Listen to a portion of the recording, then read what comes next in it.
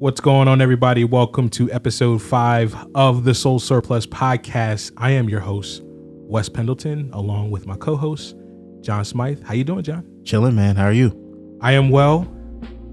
What people may not know is that we are actually sitting right next to each other recording this for the first time. Yeah, I'm usually in another state. Literally, John is usually in Jersey and I'm usually here in PA. So this is a first for us, but we did a little running around today, got some new equipment, and yeah, man, we're ready to go. Yeah, picked up a SM7B. Yeah. Pretty cool mic. Trying to step up the mic game a little bit here. I'm like the last one to this party on the SM7B, excuse me. But yeah, it's all good. But let's hop right into it. So our topic for today, keeping up with your network. This was something that you were very, very excited to talk about. And I'll let you go ahead and get this particular episode started off, because I feel like as a musician, this is actually just a tad more important for your community, even though it's important for the producer community, but musicians, it seems to be just a tad more important. Yeah, so having a network is very, very important, and building your network is very, very important, to say the least. People always say your network is, or your net worth is determined by your network. I don't know about all that, because I really don't believe that. You should look to other people to do things for you. Right. But, having your network is so important to building up your craft, building up your skill, making connections so that you can try new things, try, new places in your career. Right. There's just so many benefits to having a network and having a large network of people that do different kinds of things, because you can learn a lot from a lot of different kind of people. Very true. I actually wanted to start with something that's a little more personal to who we are. Mm-hmm. I know we're both very introverted people. Very. And we don't come across that way to a lot of people, though. It's weird. Right. Like if you or I said that in front of certain people, they would be like, I don't believe you. Right. Because we get in front of people and then we're joking, we're laughing. We both of us have like extremely loud laughs. You know what I'm saying? And we're just kind of like jovial guys, and we like to have fun. But I think that's an extension of the fact that we're kind of uncomfortable being in that situation, and that loudness is almost like a defense mechanism, low key. I know it is for me. It's like I'm gonna throw them off the scent by laughing extra loudly right now. I'm actually I'm more of a on-off switch kind of person. Gotcha. So my problem when it comes to networking is that most of the time my networking is done after a gig. Right. And that's when the switch is off. Gotcha. The switch is on while I'm playing and before the show. After I'm done, the switch is off and I just want to go home. Right. I want to get a bowl of cereal with some almond milk because I'm vegan. We're gonna stay on this vegan thing. Yeah. But yeah, most of the time the switch is off. So I know the way it has been for me being an introvert and having to network. I always prefer to build relationships naturally. Right. And when I think about it, all of the relationships I have that have benefited me have been built in a natural kind of way. Right. People who are my friends, or maybe if they're not friends, but there's an understanding there, mm-hmm. as opposed to, hey, can you do something for me? Or I really need you to come and record some guitar. Right. I get that all the time. People are like, hey man, are you able to record from home? I need you to do stuff. But for me, it's like, I don't know you. Yeah. Right. I don't know who you are. Right. You didn't tell me you were going to pay me for this. So I'm going to be busy. Yeah, exactly. Yep. Yeah, that's kind of where it is for me. But what has it been like in your experience, you being an introvert? Yeah. So it's weird. Being an introvert almost like forces you to be a homebody, because you're not, like, your natural comfortable state is not being around a lot of people. So it has in the past especially affected me with like missing out on things, because there's times where I might get invited to something and I just kind of don't feel up to it, you know, and it doesn't happen as much now, but you know, back in the day, it definitely was like that. And so I definitely know I've missed out on money opportunities because like when you're out of sight, you're out of mind, you know? So it's true. Like the whole thing about, you know, being together in a network. I mean, it kind of does make sense from the standpoint that, if there is money to be made or connections to be made, if you're in the room, that connection is a whole lot smoother if you're actually around. So when you're not around and then you get the reputation of like, oh yeah, Wes is probably just not going to come, then it's easy for people to forget to include you in certain things. And a lot of times like you'll miss out on those types of opportunities. So I definitely know I've missed out on plenty of opportunities just off the strength that I'm just not like going to bend over backwards to make myself readily available to just hang out. You know, before I got married, I was always out. Like but when I got married, you know, Taylor came around, you know, that next year. And then, you know, it's like you have a kid and then like your whole world stops and then you find yourself just like kind of in the crib. And right around the time she was born, then I think I was only at my corporate job for like 4 more months after she was born. And then, so now I'm at home with my daughter every day, every other day by myself while working in my office / studio.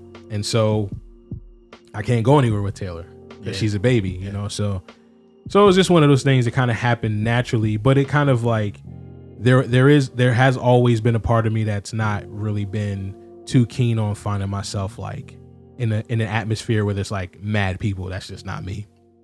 So like, I love the Sixers, but even sometimes I don't even like going to the game because there's just too many people, you know? So shout out to the Sixers. You should be watching the Knicks anyway. No, negative. Shout out to the Sixers. Moving on to round 2. They are facing the Boston Celtics. I wish they had a full team because I feel like if we win, then it's going to be like well, of course you guys won. They weren't at full strength. Kyrie was hurt and Jaylen Brown was hurt. But anyway, I digress. Getting back to what we were talking about.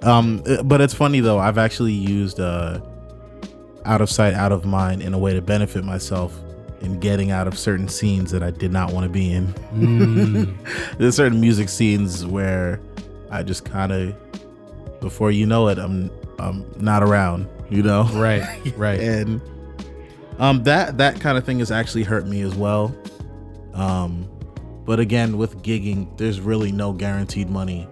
So even if I was around, you know, would I have been like kissing butts and getting gigs? You know, you can kiss a lot of butts and still be at home not working, you know? Facts. But yeah, so I wanted to talk about next the importance of having a network around you. Sure. Because within the last few years, I've really benefited from having people like you and John and Joel and Elvin around me. Right. And you know, musicians like you know, like Pudge and all them and right. JP and everybody. I found that having that kind of network, it keeps me sharp. I learned things that, you know, maybe so and so is good at mixing, and so you kind of end up trading trades, you know? Right. Or not necessarily bartering, but or bartering as well, but you end up learning how to do something that maybe you didn't know before, but somebody in your network is a mix engineer, or they design pictures, or is that what it's called, designing pictures? No, it's taking pictures and designing graphics. Oh, right. Taking graphics and designing pictures. Right. But yeah, that's been something that I've really benefited from, because now I'm finding myself getting more into engineering, getting more into mixing, getting more into recently mastering. And that's stuff that I wasn't doing 5 years ago. Right. So that for me was I realized that was my network.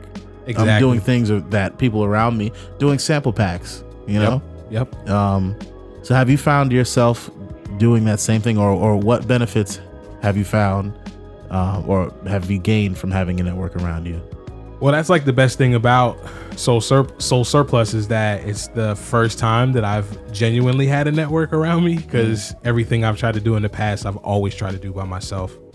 And it's like burned me out. You know, I've been like doing really, really well. And then it's just like, I just don't have the manpower or the firepower to be able to handle a situation that's that big. So whenever I have an idea, like my idea is never like a really small idea. It's always how can we hit a homer with this? How can we like get really, really far with this? And so for me, it's like I'm seeing the fruit of like having the fellas around, having, you know, obviously you're part of the fellas now, having you guys around. One person who I've really seen have just a lot of benefit from that is Joel. So thinking about like the things that Joel did when I first met him and the things that he's doing now has been because of the people that he's put around him. So Joel kind of takes the best out of the people that are talented around him and then takes that and implements it into his own thing. And he's like scary right now because he's really most of the time when people are a jack of all trades, there's something that they're better at than the other thing.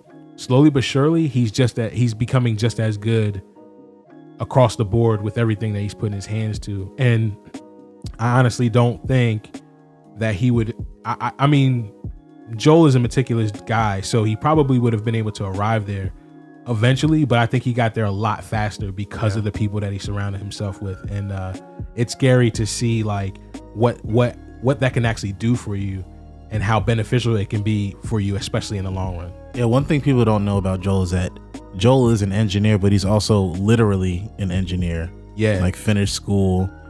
Like I remember talking to Joel when he would be at Temple, like stressed out. Yeah. Of course. Right. But he would have these books that are just like, yep.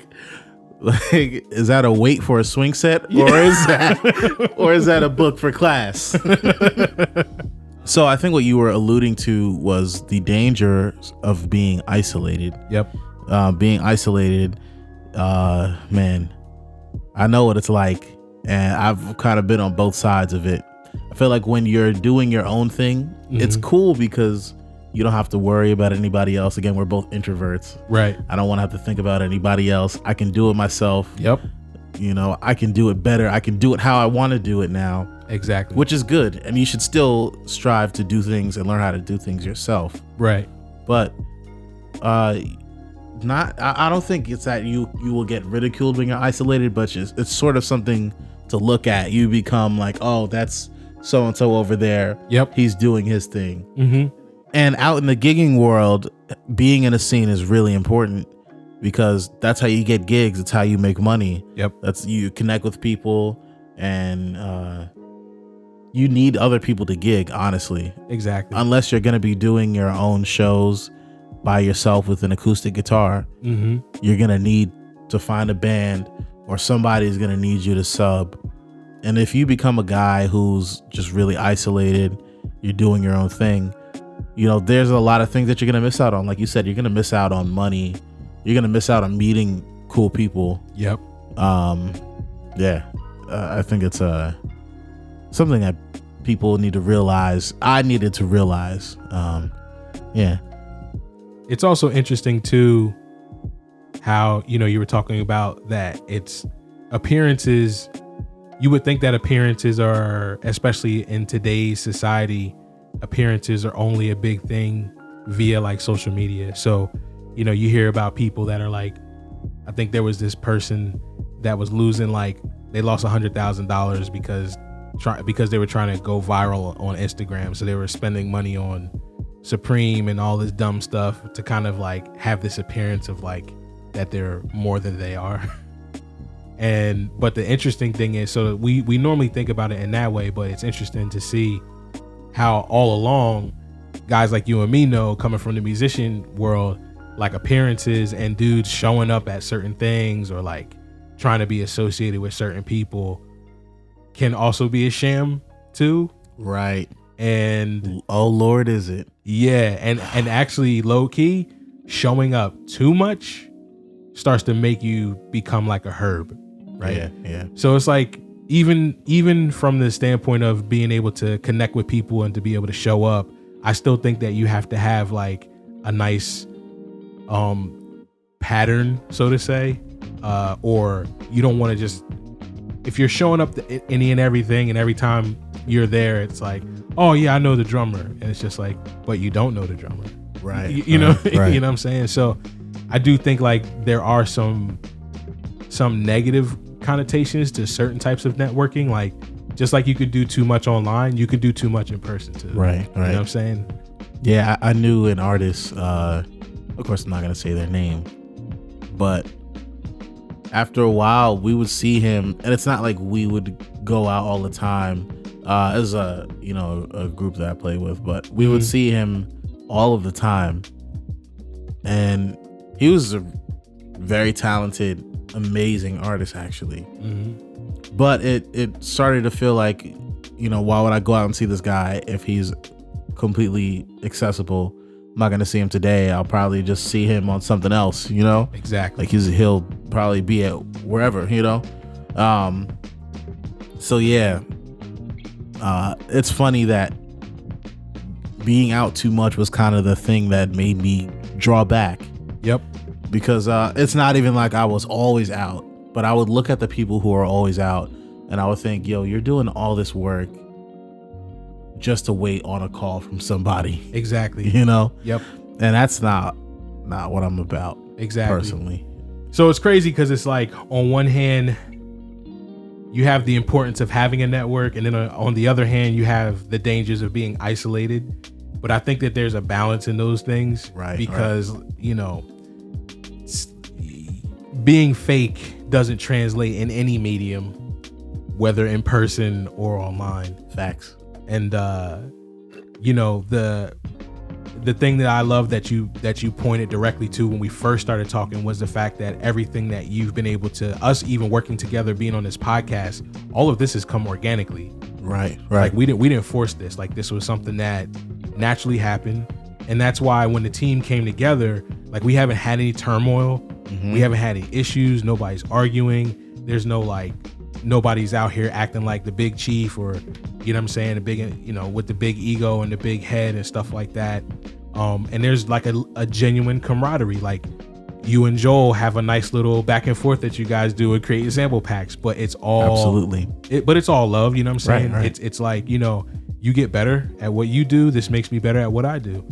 And so, having the network growing in an organic way can yield fruit that you just is unfathomable.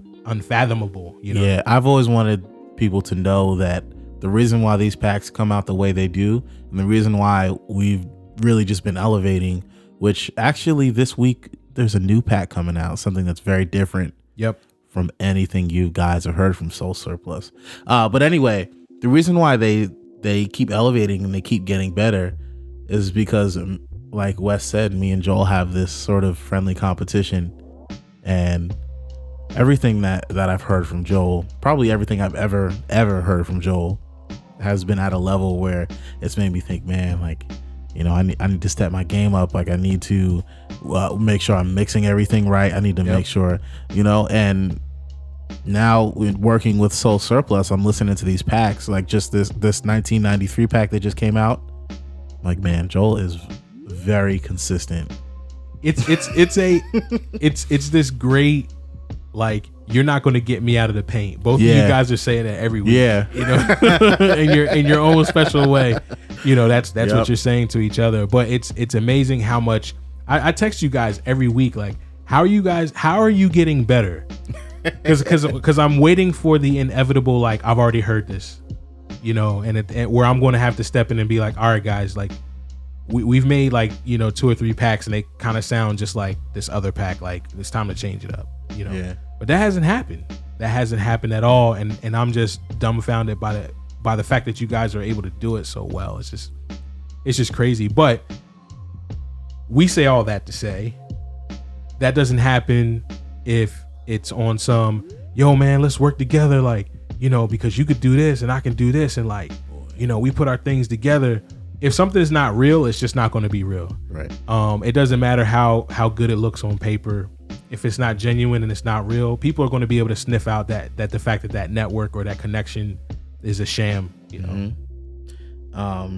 Which actually kind of goes into the next point that we want to cover. So the word clique, I think, gets a bad rap. I think cliques can be a very good thing. Right. So there's a certain mentality that comes with a clique, which is sort of like this is my group, or this is my group of people, and we do this, and we're not gonna be actively searching out people to join. Exactly. You know, and almost, you know, we're the best at doing what we do kind of mentality, which, you know, I think there's a lot of benefits, and there's also the same amount of pitfalls. So, like we said in the beginning of the episode, having a clique really can keep you sharp. Right. If there's sharp people in the clique. Exactly. You know. And then also too, you know, just, you know, piggybacking off what we were talking about in the last section about, you know, having a balance. It's interesting because, you know, in our group, while we haven't necessarily we haven't had a falling out over Soul Surplus, we all have had arguments, or we've gotten into fights that have almost turned into fist fights and stuff like that. But there's still this camaraderie that's there. And the fact that, you know, guys are able to have those types of quote unquote fallouts, because they're mini fallouts, it doesn't carry over into the next day. It's like, listen, we're going to bump heads, but like, we're not going to allow this to deter from the fact of like, we have to get stuff done, or we're not going to allow it to deter from the overall trajectory that we have for like this particular team. And one thing that I've learned over the years is how much like you can't invite any and everybody into your group. Absolutely. Because there are certain people from a personality standpoint that are just not going to jive with what you have in this particular group. So the one thing that I genuinely love about our team especially, and I think this is why we tend not to be too open of like just letting anybody inside of this small group we have, is we are 100% with each other all the time. Oh yeah. And there's been times where we've kind of let somebody into like the inner circle or whatever like that. And I keep hating to even make it sound like that, like into the inner circle. And it's funny because John is laughing right now because I think we're talking about like some of the same people. But yeah, like, you know, you let somebody in and then like, you know, the person's like super sensitive, or like, you know, you can't bring the truth to them without them feeling some type of way. They think like you're attacking them personally. It's when it's not personal. It's just like, fam, like this is just what it is. You know what I'm saying? Or you bring somebody in and it's like, yo, you know, like, yo, we're going to go to this show. Yo, you should come through. And the person, instead of understanding that it's just like, yo, we just wanted to see if you wanted to go to the show, they take it into, so yeah, man, listen, like next week I got my whole week free. I'm trying to bring my NPC down to the studio. It's like, nobody asked you that. Like, I asked you to go to the show. Like, that's all I asked. So the fact that like everybody, you know, in our team has that understanding of like, when I first met you, you weren't like, hey Wes, yo, I heard you make fire beats. I'm trying to get a guitar on one of your tracks. You didn't do that. It's funny that you actually asked me to lay something and I did it and I never sent it to you. It's funny. I'll still see the session. It's called Wes Guitar. I have a Logic session. I'm sorry, I forgot to send you the guitar. Right. And I was like, low key forgot. It's all good. Right. Yeah. But seriously, like, you know, even understanding personalities, you know, that even just that is so very important in how like guys that are going to do extra, guys that are going to like always want to like push the envelope and want to do this and that, or guys that are, you know, who are going to, from an emotional standpoint, can't handle rejection or like just not being right. You know, it's just like, well, I don't feel like that's justified in that situation, so I'm gonna take my ball and go home. Mm-hmm. I can't bang with people like that. You know what I'm saying? Either you're going to take this critique and it's going to be it is what it is. You know how many times I've gone into a session with Joel, or let's talk about you and me. You know, you'll say, you know, I mixed one of your, you know, one of the packs you did, one of the early packs, and you were like, yeah, I'm not feeling how this sounds. It's not supposed to, like, the frequencies are clashing. The pad was supposed to you modulated the pad. I was like, yeah, why'd you do this, man? Yeah, and but it's so crazy how I've seen so many people, like, when something like that happens, they take it personal, and it's just like, fam, it's not being personal. Yeah. This is something that somebody took the time out to create. They're connected to it. They know how they wanted it to sound. It's okay. Yeah. If you did it wrong, it's all right. Yeah, I think even on my side, I also had to have the understanding of you. I think you had some crazy deadlines that day. I remember that day there was crazy deadlines. On. Yeah, it was bad. That day was bad, and I hit you back with we don't have time. Yeah, it sounds fine. Man, but the thing is, it did sound good, and it wasn't. That's the other thing. I knew it wasn't going to be to the point of this is so bad, why we can't release this kind of thing. I even remember with the Daydream pack uploading it to Dropbox. And you and me we were arguing about that for half the day. Yeah, it was like 11 o'clock. I was in the bathroom and I was looking at the text. I'm like, yo, it's just Dropbox. Yeah. So John and I, I'm not like, I don't find Dropbox super intuitive for my workflow. Right. But the fellas use Dropbox all the time. And because they use Dropbox, now I use Dropbox all the time. But you were the first person that kind of forced my hand, because it was just like, you're just not going to get these files if you're not going to sign into Dropbox and download this. So, you know, it was one of those things where I think you and I were like I was starting to get irritated. Yep. And it was showing in the text, and you were kind of like, Wes, calm down. and immediately it was just like, yeah, I need to calm down. Like, this is not that deep. You were mad. Well, it was really because I was on such a tight deadline. Yeah, I know. Yeah. And sometimes it doesn't appear to it. You know, our listeners probably listening like, I wonder what they're talking about. On the surface, there's a whole lot of stuff. Not on the surface, behind the scenes, there's a whole lot of stuff that goes into a release anytime we drop a product. Yeah. And it's interesting because during the creation process, you and Joel are like heavy handed in the creation process of the product. So when you guys are done, you pretty much like wipe your hands off of the whole thing. And you're just like, okay, so what do I have to do next, boss? Yep. You know, right on to the next one. Right on to the next one. But then when you guys hand it to me, then I have to do so much, like there's so much like these little small nuanced things, meticulous, you know, editing to certain types of things before it goes out into the market, and that stuff is so time consuming. Yeah.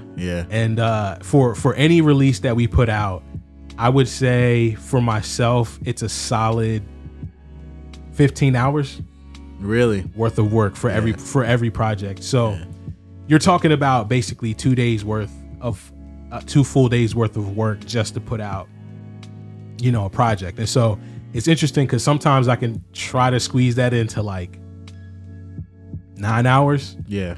And then John is like, how you do that, man?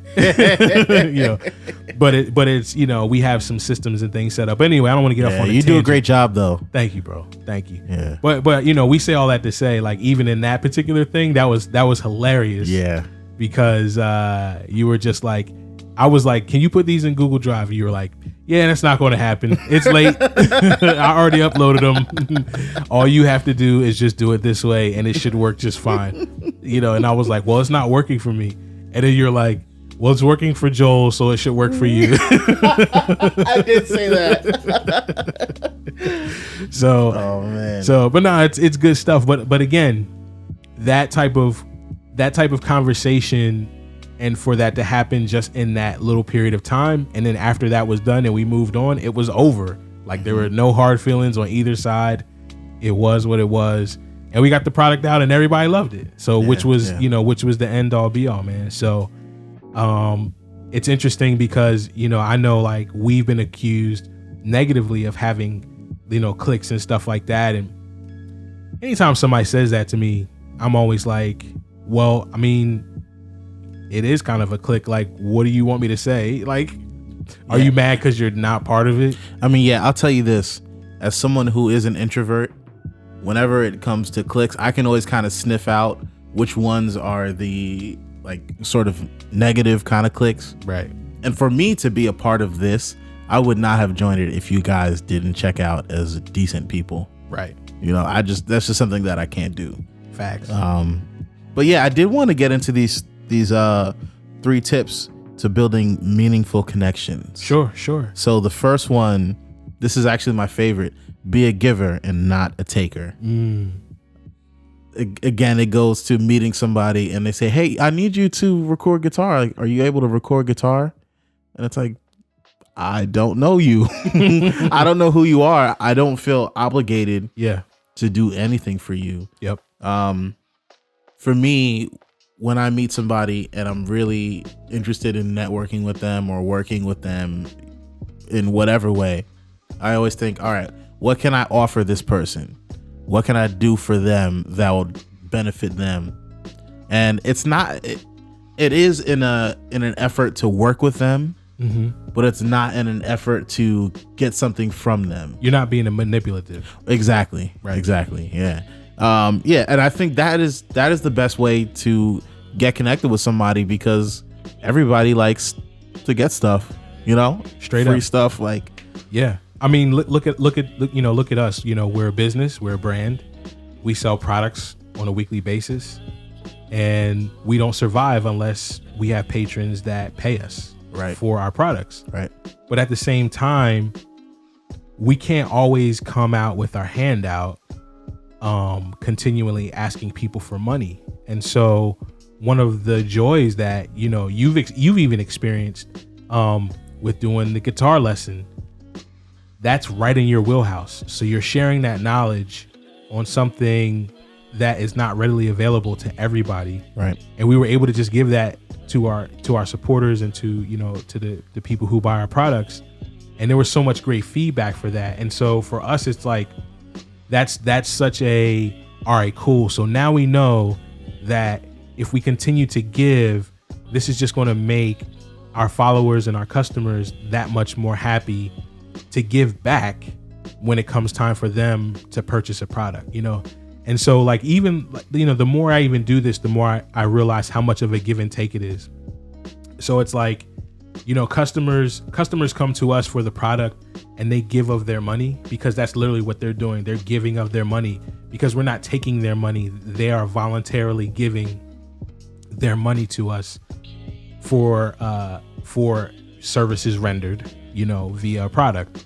And then what we do on the back end is we then not only give them the product, but then we try to go even further and give them tips and advice. We have podcasts, you know, and this is not like, we're not just doing the podcast just to have a podcast. Like, you know, Smythe and I genuinely enjoy having this podcast because so much of the feedback that we've been getting from a lot of the producers, I feel like the feedback that we get more from the free stuff, quote unquote free stuff that we do, is so much more beneficial to the company and how we can service this consumer base that much better if we're able to meet them where they are and give them something that they technically probably shouldn't have to pay for.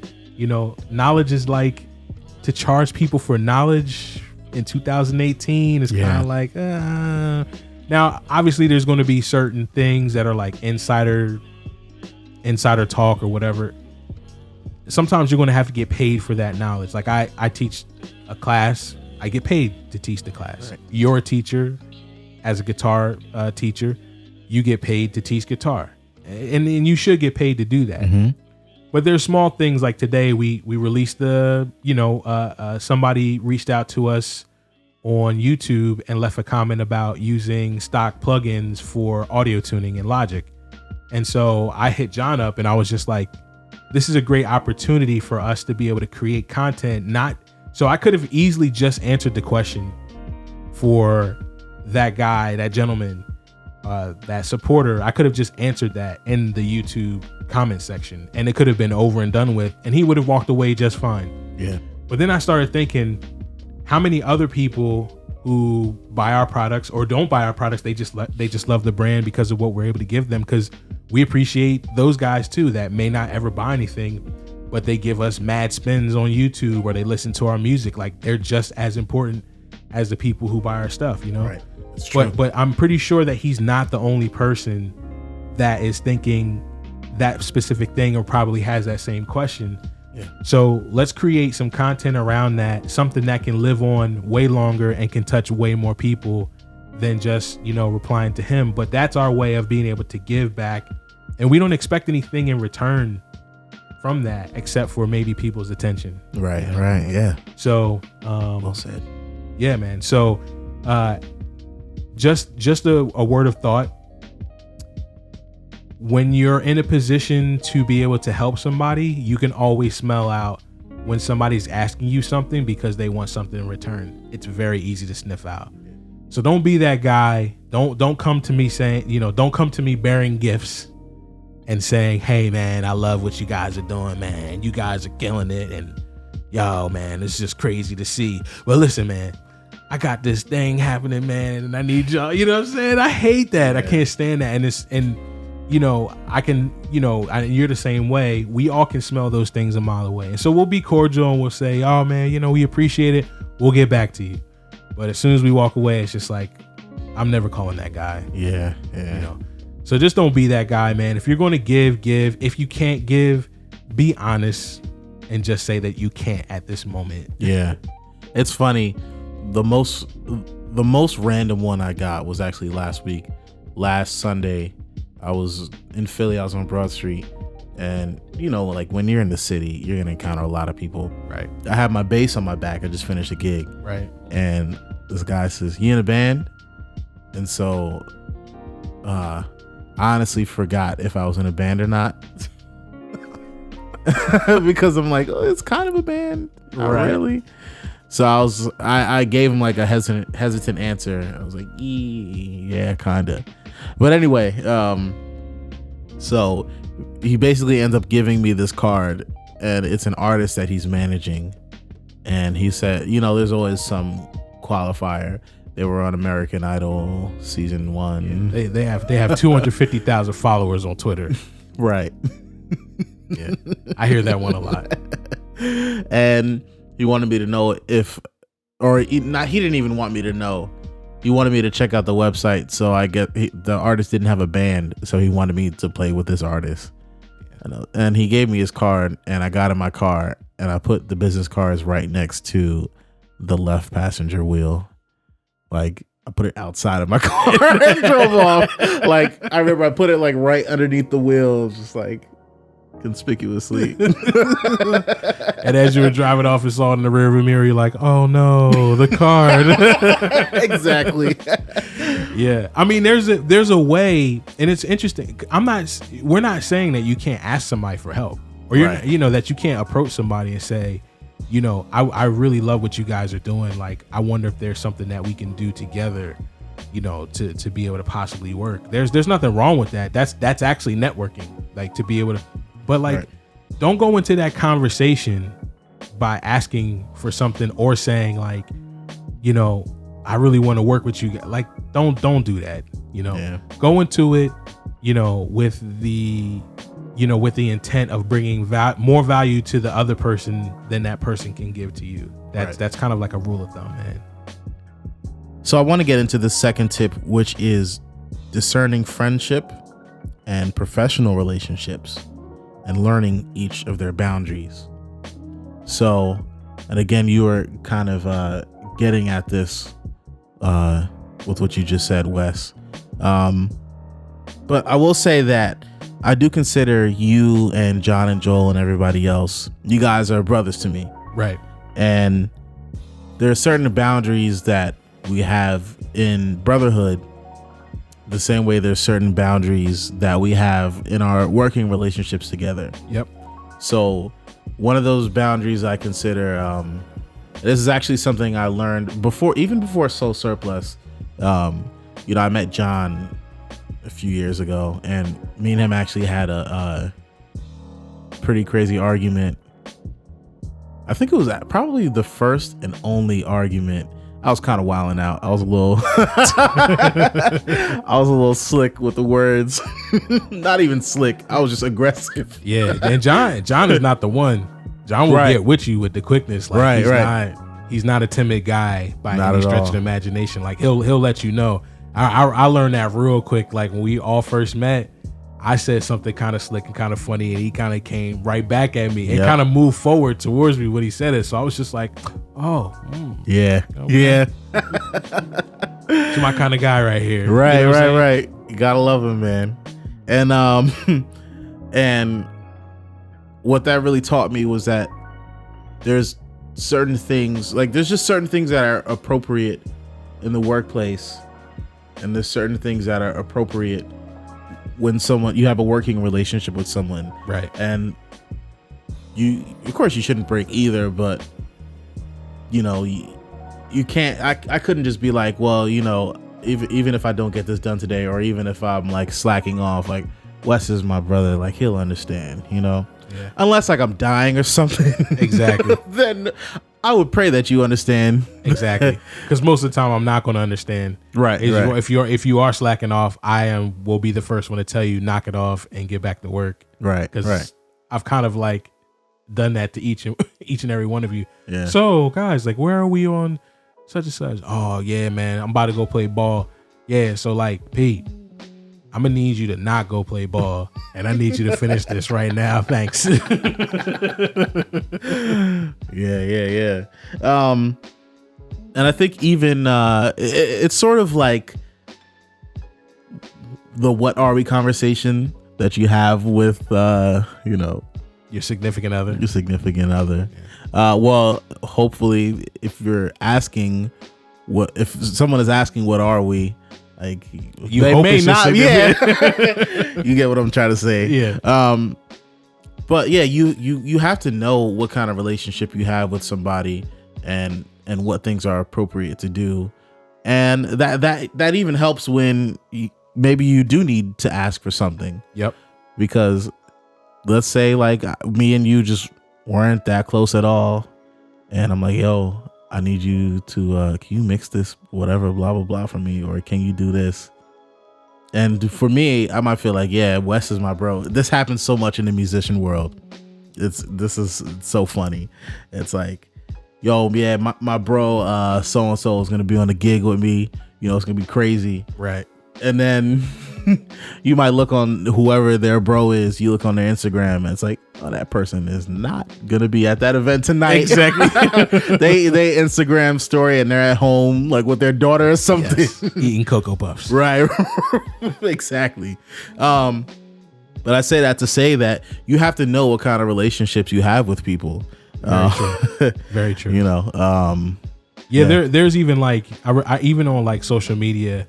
And, you know, this is one of the reasons why I don't really do like the personal social media much anymore, is because there's a tact and a nuance to networking and relationships. And sometimes like I've had to bark on people online, because online I tended to be very carefree and, you know, having a good time and laughing and joking. And every now and again, somebody would say something slick and I would be like, who are you talking to again? Like, are you talking to me? Cause like, and then when I would bark back at him, it would be like, bro, it's not that serious. And it's like, of course. So my whole thing is always like, you know, if you don't genuinely know the person that you're talking to, and you don't understand that person's kind of general mannerisms, you might want to hold off on certain types of ways that you address that person, or, you know, cause obviously social media it's a medium, and there's a tact to it, and people just don't have that tact in the same way they don't have the tact, like you said, face to face. Right. So, like even for us, we use Cisco Spark for our business communications. The way we speak in Cisco Spark is night and day from how we speak in our group chat, where everybody's in the group chat. Very true. And so, you know, there's, you know, certain words and stuff that are cavalier in the group chat that are not present in in our business. I'm probably wilding a little bit sometimes. And as a matter of fact, it's funny. A couple times I've wanted to say like, not in here, John. Like, this is not the place. Noted. Yeah. But yeah, no, but you're absolutely right. But it's discernment is something that's, I feel like, is very much lacking for most people. Yeah. It's just a fact of life. And you hope that you're dealing with somebody that has enough patience and grace to understand that most people don't understand when to take their foot off the gas. Right. I think that social media, to put it in a positive light, is a really super great tool. I've been connected to a lot of people who I would have had no way to talk to them. Exactly. I remember when I first started doing the sample packs. Again, this is probably a good example. There's a company out in Chicago, and I don't think they're in business anymore, but I actually had already been in contact with him because I needed to get something fixed. I had to get that preamp fixed. Mm-hmm. But when I started making the packs, I would just hit him up. I'm like, hey, I used your preamp to make this sample pack. Like, I can send it to you if you want to take a listen. Send me free preamps. That's what I wanted to say, because I really love that pre. But I will take 30 pictures a week on Instagram just to say thank you. For real. And I would use it. Actually, I remember when I first started making them, I would do like Instagram stories about it, and I would always tag them. Right. But yeah, it's a great tool. Like, and I remember even back when I was on Twitter, I had to get rid of Twitter because Twitter is the wild, wild west, man. See, and I function so well on Twitter compared to everywhere else. Yeah. But like I had to recently. I got tired of it. There was just, everything is problematic. People are always arguing. Like, yeah. It used to be such a fun place, especially around sports. But even like the sports talk started kind of going downhill last year, and I was just like, man, we can't even just have fun talking about sports on here. Yeah. When the Eagles won the Super Bowl specifically, like, you and I have like this joking banter, and it's obvious because you're a New York fan and I'm a Philadelphia fan, which makes sense because that's kind of like our fan bases. We do that. But there was this interesting thing that happened when the Eagles won, where the banter was just like very, very heavily negative from the Philadelphia side because they felt vindicated. And I was just like, guys, like, we won. You don't have to like rub it in anybody's face. If anything, those people feel bad enough because now they have to hear that the Eagles won. But like, you don't have to like, right? And I guess I get it because like, so for so many years, like, we've been like, so many. Yeah. Let's emphasize so many. In fact, all of them until now. Until this year, it was all of the years. Continue. So disrespectful. So disrespectful. Sitting in my studio, in my office, disrespecting on your mic. Yeah, right? No, but seriously, but see how we can have that banter, and it's funny, But there's just like this line I feel like a lot of people kind of crossed, and it's just like, guys, we can enjoy this victory without making it into like, you never said that we will win. It's just like, yeah, because low key we didn't believe that we were going to win either. Yeah.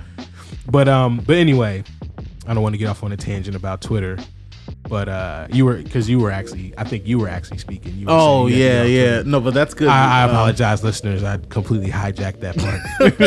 I was just gonna say that I remember on Twitter, I was trying to remember the name of the band this whole time. It was a Canadian band. Man, I feel like the word Republic is in their name, but I don't know. It's an indie band, but I don't think I even mentioned them on Twitter, but somehow I guess I wrote something about one of their songs, and they just sent me the album. Like, I don't even think I followed them. I just think I saw, like, I wrote their name out in a tweet, and then they just say, hey, do you want the album? And they sent me a Dropbox link. It was just like pretty dope. Very nice. Considering they're in Canada, I'm in Jersey. Right. Like, it's pretty dope. That's the way that it should be. Yeah. And Unfortunately, there's just not, that's a way of, again, giving without expecting anything in return. Exactly. And because they didn't have to do that. Yeah. Because I'm gonna tell you right now, somebody says something about a soul surplus pack, I don't care. Like, this, and not that I don't care, because that's not the truth. As a matter of fact, I actually sometimes care a little too much, because I'm always trying to figure out how they get the data right. And so, I do take into account, like, when people say certain things, about what we're doing, and I'm just like, all right, cool. So we've had 2 or 3 people say this specifically. Let's try to shore that up, the next time around. But yeah, man, that's like a really, really dope story, and kind of goes right into the third point. Yeah. Probably the most important is to use manners, to be courteous, and to be professional. And this shouldn't even, you should be like this whether you're trying to build your network or not. Yep. But this is really the way. I mean, you can build your network by doing these things, and people will notice and people will gravitate towards you because you're professional, or because you say please and thank you. Yep. And because you're courteous, which is, courtesy kind of ties into the first point. Right. But yeah, you should be this way anyway. Yep. And I really came up with this thinking that you should be like that to the people in your network. But it just dawned on me that people just naturally gravitate towards other people who show up on time, to people who, they say please and thank you, or they're not shabby, or they're not rude. I know I do. Yeah, you and I gravitate towards each other because we're timely guys. We wake up in the morning. We kind of have like the same type of mannerisms. Like, and it's funny to me because you're actually a musician, so you shouldn't be an early riser and should never be on time. But somehow you have shattered those expectations that I have tried to bestow upon you a few times. And but it's been great for the company. You know what I'm saying? So I'm totally fine with it. I mean, and I think that's the reason why I gravitated towards John and Joel, because they are actually very, very professional. Extremely professional. If there was one thing actually that I learned, because I used to do some gigs with them a few years ago, maybe like a couple years after I met them, and I used to be a guy, I would show up and I would, because I'm good, like I can get away with not knowing the music. Oh, soft flex. Because I'm good. Because I'm good, I can show up 10 seconds before the gig and still smash it. But go on. I'm glad you know that I'm good. Man, I didn't know any other way to say that, so I just went for it. No, but you are good. It's okay. You are good. Because I'm the best. No, but obviously, I have a certain level of talent where I can get away with certain things. Right. But John and Joel have the same, if not more, of that kind of talent. And I would see them putting in the work, creating shows, learning the music down to a T. And they're still like that. And they show up on time, and I would see the results that they would get from it. And it's not like I'm actively like trying to be them, or I'm like chasing what they do. Right. But I'm always sort of chasing their results. You know what I mean? Yep. Like I've always, because I'm maybe 2 or 3 years younger than them, or 3 or 4, but I'm always kind of like seeing where they are, mm-hmm. and whether I'm doing the same exact thing as them or not, I'm always looking at it and I'm saying, oh wow, all right, so they're like this, they're nice people, they do what they have to do, they get all their work done, they're focused and they're dedicated, and this happened for them. So maybe in these situations, maybe I should be the same way, and it's actually worked really well. It does. It does. I mean, those guys still carry themselves as if they're still trying to get put on. Right. And but that's a level of understanding how that work is going to, like, I've watched Joel and John too. I've watched them create shows for other artists that they're not going to be present for. Yeah. Like, I've literally seen them produce, an 1.5-hour show from scratch. Yeah. Because their reputation precedes them, and guys are like, even though you guys aren't going to be there, the fact that you guys are touching it, it means that the show is going to be great. Yep. That's a pretty, you want to talk about networking, that's as real as it gets. That you can not even be in the room and still affect that room, and that your reputation precedes you. Yep.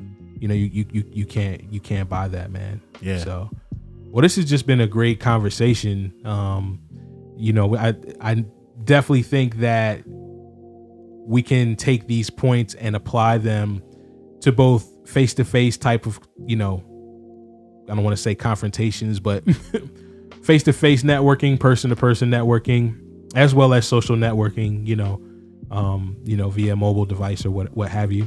But I'm glad that we were able to cover all these points. Is there maybe one particular thing or two that you wanted to cover before we wrap this up? Not particularly, but I think the biggest thing that you might want to take away from this is always be willing to give something if you want to make a connection with somebody. Yep.